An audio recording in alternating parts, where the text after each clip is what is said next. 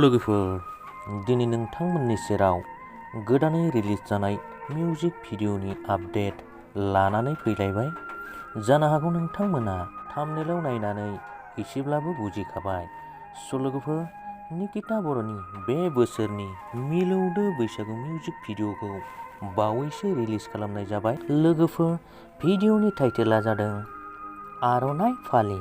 बे आर'नाइ फालि मिउजिक भिडिअखौ माबे चेनेलाव नुगोन बे भिडिअनि गेजेरजोंनो नोंथांमोननो खिन्थानानै होगोन। लोगोफोर बावैसो रिलिज जानाय आर'नाइ फालि मिउजिक भिडिअखौ रोजाबदों निकिता बर', गुबैयै फाव खालामदों कृतिका बर' आरो इन्ट्रडाक्सन खालामदों क्रिसु रामसियारि।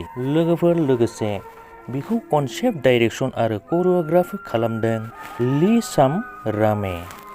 लोगोफोर बे भिडिअखौ नोंथांमोना सोर सोर नायखो अन्नानै खिन्थाहरदो। जायफोर नोंथांमोना बे भिडिअखौ नायाखै अब्ला नोंथांमोना बे भिडिअखौ बिके फिल्म प्रडाक्सनाव थांनानै नायहैनो हागोन। लोगोफोर आरो फुल भिडिअनि लिंकखौ आंनि भिडिअनि डिसक्रिपसनावबो होनानै दोनदों, नोंथांमोना बेवहायबो थांनानै नायहैनो हागोन। लोगोफोर भिडिअखौ मोजां मोनदोंब्ला लाइक खालामदो, लोगोसे चेनेलखौबो साबस्क्राइब खालामनानै गालांदो।